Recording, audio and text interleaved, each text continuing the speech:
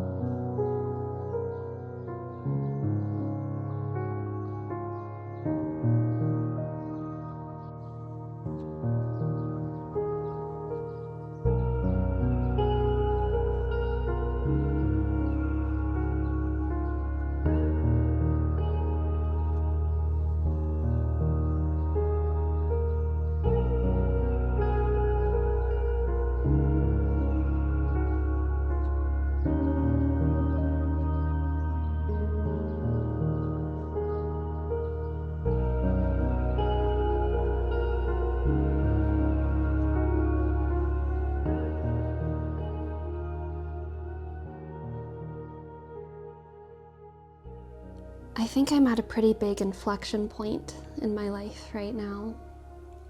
I've recently chosen a lot of new goals, and I've had to discern whether or not I'm willing to take on the burdens that come with those goals. And I've chosen yes.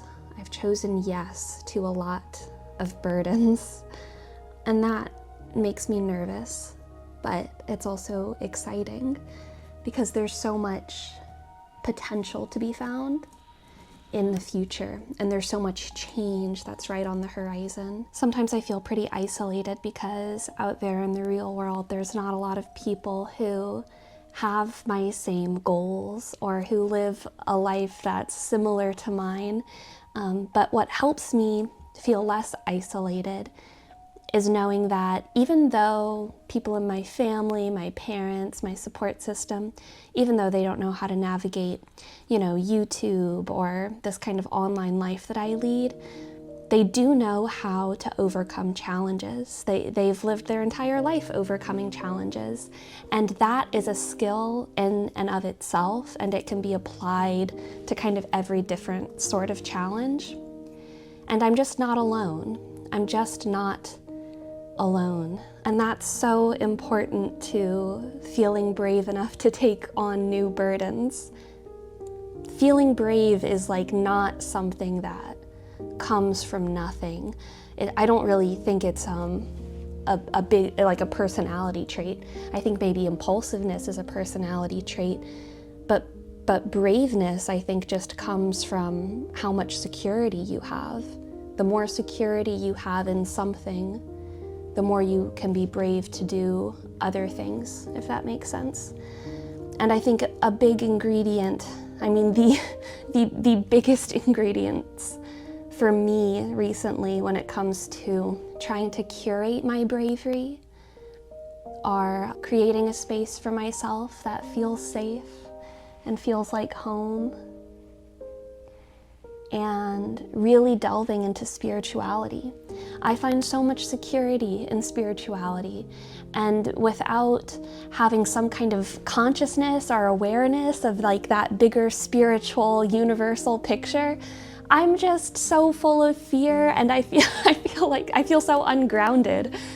Spirituality brings me down in like the best way. It makes me it puts me in touch with the natural hierarchies of the world rather than the unnatural ones. When I think about natural hierarchies, I think about animals that have claws and teeth versus the ones that don't, but maybe can run faster.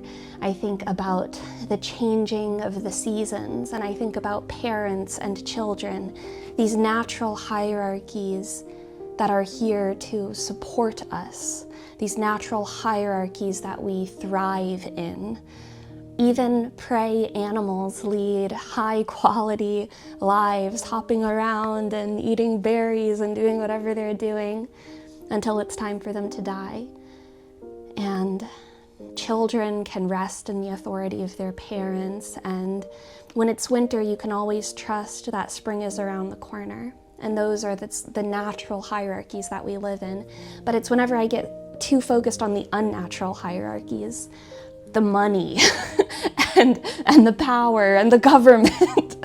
whenever I'm thinking about the world in too much of a secular way, I get kind of frozen. Whenever I think about the social environment of the internet, and I think of mobs, and I think of AI, and I think of all that stuff. I mean, sometimes it can be interesting. There's lots of stories there, but it doesn't exactly make me feel brave.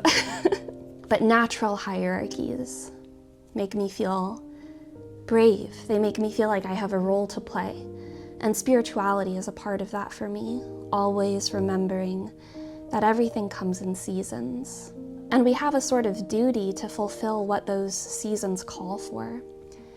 And that's part of why I like astrology so much. February doesn't really ask you to do anything, It's just, whenever I think February, I think it's probably cold outside, but February doesn't really call to mind any spiritual notions for me.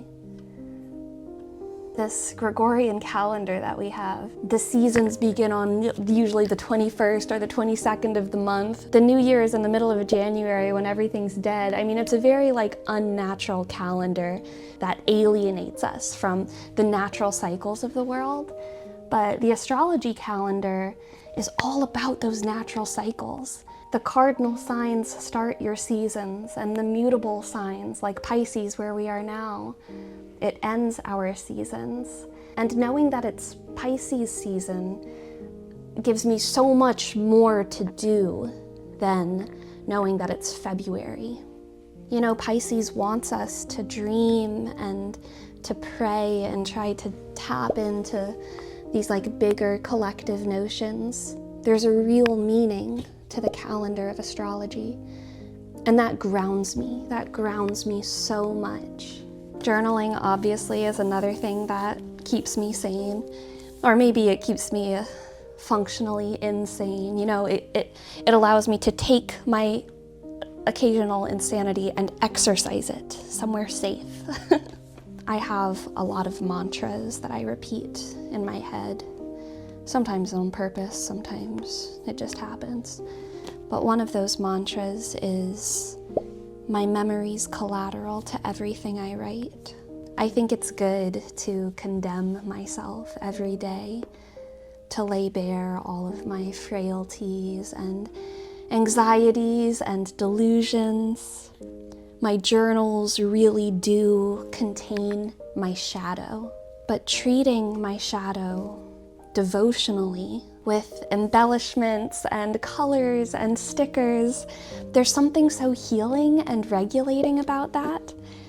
If you are someone who is like full of words and sounds and contradictions and you don't already journal, I'm telling you, you gotta start writing stuff down or just coloring or something. You have to start purging that, unless you already have a healthy way of purging it. But for me, journaling is definitely the best way.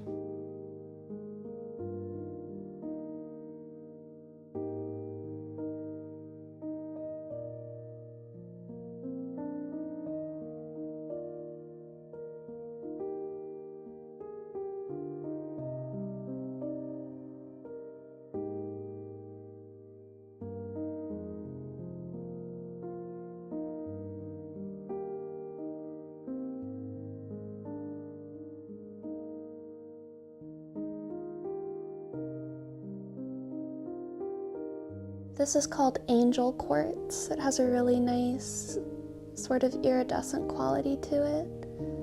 I really like it. It's been kind of my favorite thing to roll around in my hand. I kind of even give myself a little bit of a massage with it.